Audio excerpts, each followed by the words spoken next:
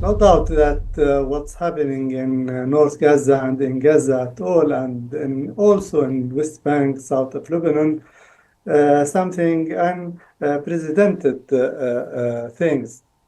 So when we are talking about this war, about this genocide after 390 days from the last October the 7th until this moment, the people there obliged, as you know, to move from place to place and displacement, discharge, Gaza, all these sacrifices and loss that happening in Gaza for the Palestinians are something incredible and unbelievable at the same time.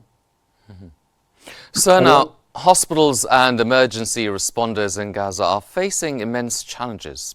So can you describe the current state of the medical facilities and the primary obstacles to providing adequate care, at least?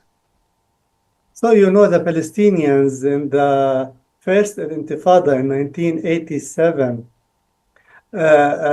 faced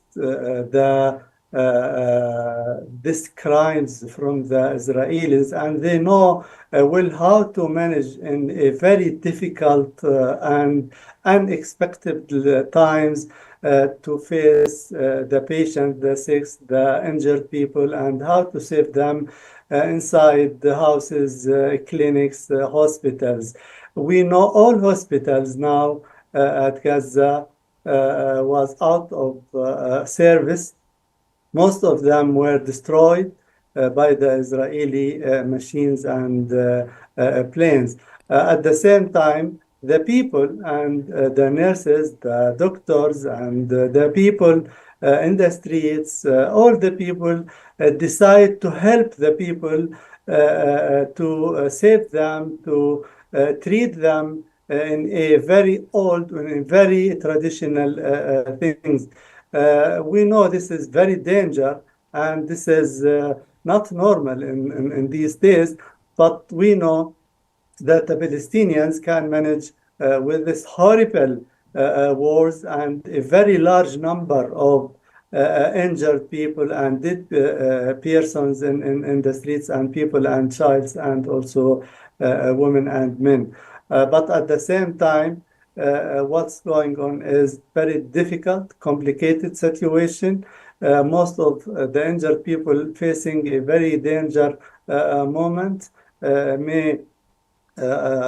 Most of them will suffer a lot, but at the same time, they are living in a war, unprecedented war.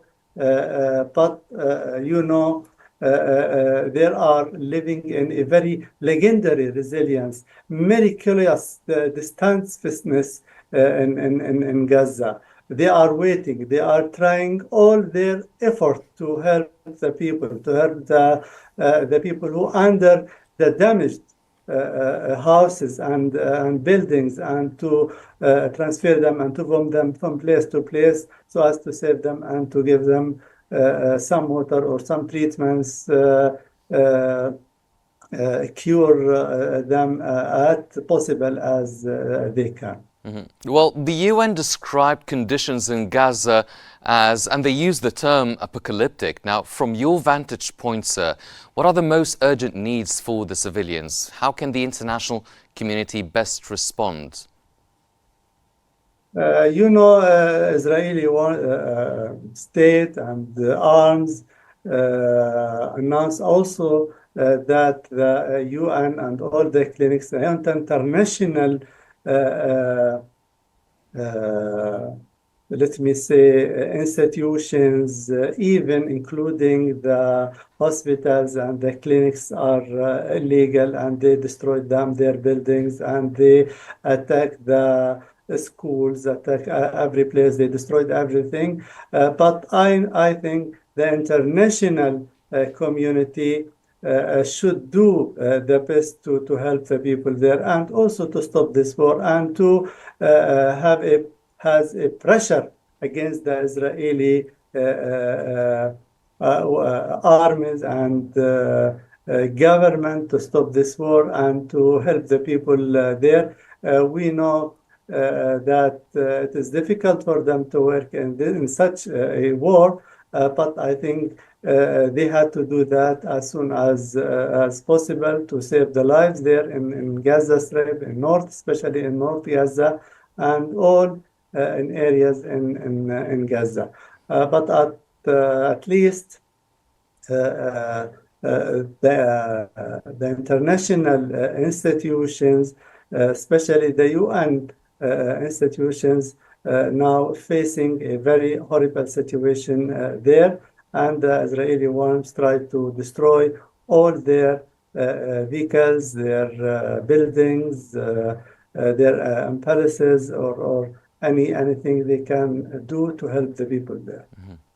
Well, given the severe restrictions on movement and resources, how are the displaced individuals and families in Gaza finding shelter and basic necessities? Can you give us a closer look on how they're managing and maneuvering around these challenges for their day-to-day activities? The people, as we know, the people try to save the kids and to save themselves to transfer from place to place because they all the time the Israeli arms did not give them any time, any chance to take any chance to take a rest or to move from place to place. We know what is happening there in Gaza is unprecedented, as we know, and nobody expects such a war in Gaza, and the people, about 2,200,000 people there, try to get water, try to get rest, to try to protect themselves from the Israeli attacks from air, from sea, and from all ways. So the situation is not, as we know, allow them to give them such a comfortable situation to help the people or to help even themselves. I think this Israeli policy to kill the people and to have a very good situation for them. So this genocide and confrontation, this is the discharge of the buildings, of the places, to move them from north to south, from north to middle, from middle to south, and all the time along more than 390 days. They didn't see any minute of rest or comfortable time to do things. The shortage of news and the real situation, what's going on in Gaza, it's not clear for everybody and also for us because they try to kill all the people who try to say the truth on the ground or to explain what is going on in Gaza. They surrounding Gaza, they destroyed everything, and also they kill anybody who can move from place to place or even to try to help anybody in the streets or from building to building or from place to place. Mr. Hemid, now there are concerns that the calls for a ceasefire appear to have stalled. Now, in your opinion, what are the primary barriers or challenges to achieving an immediate and a lasting ceasefire? I think they try to talk about the ceasefire all the time, just to give a message for the international community that the Israeli government is ready for ceasefire. But in truth, And in this long time from this war, we know that Israel will not give a chance for any kind or chance for ceasefire.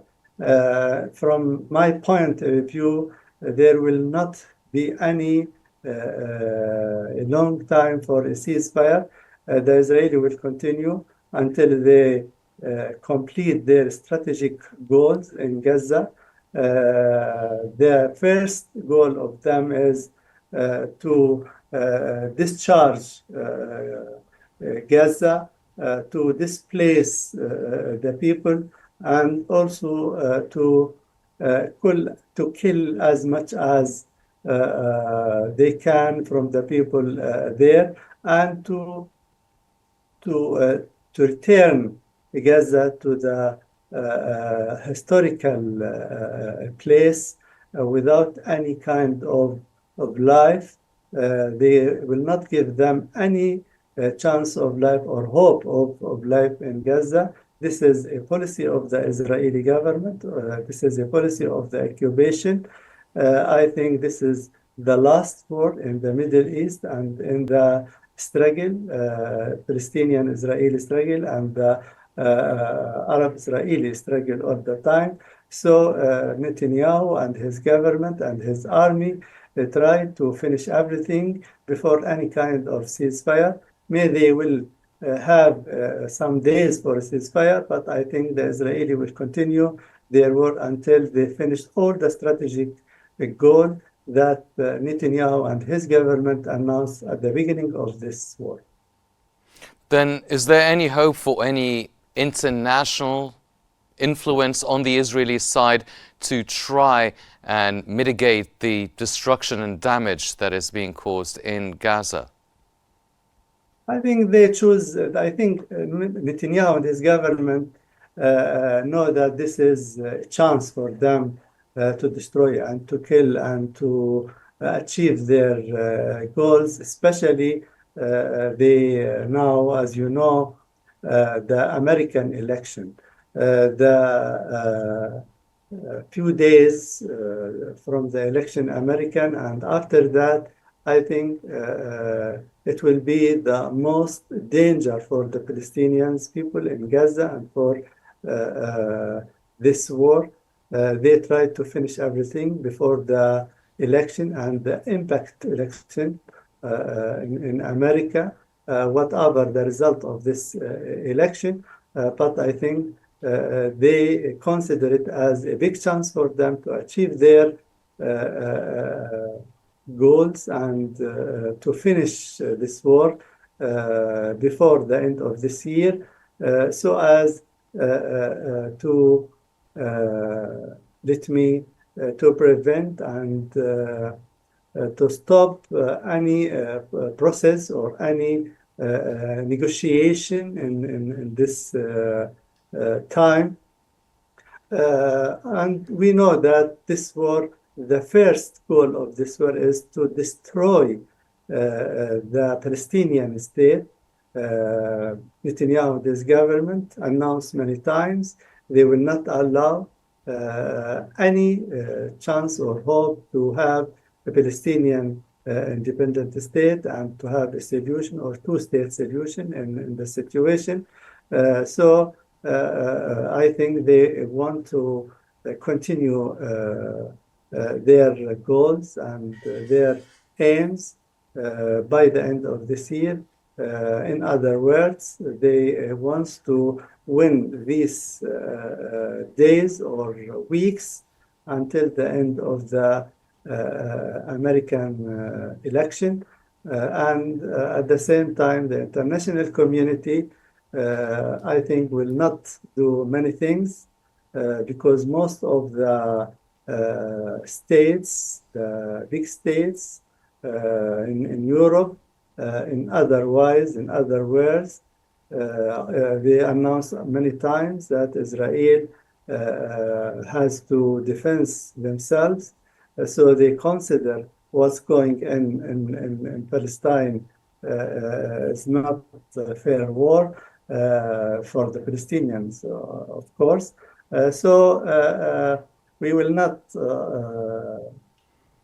have any hope about the finishing this war until the Netanyahu and his government finished all the strategic goals that they announced at the beginning of this war. So there were hopes that the Biden administration would be able to influence Israel to reach a ceasefire as before the US elections as a final achievement before a new president takes charge. Now, do you see this as a realistic possibility? I think the White House and the American administrations try all the time to stand beside Israel and to give them a big chance to achieve their goals and to finish this war by the way the Israelis wanted and announced about that. So the Palestinians will continue their presented in this land. They will not. They will continue preserve their themselves on this land and to continue this struggle until they achieve our aims, our goals to have our independent state. We will not leave this country. Will not leave these lands. I think this land is our land, and the Palestinians know that. The Palestinians in Gaza and in West Bank, in Jerusalem, and all over the world know well that there is no any chance for them except to stay and to be on this land to protect themselves as possible as they can.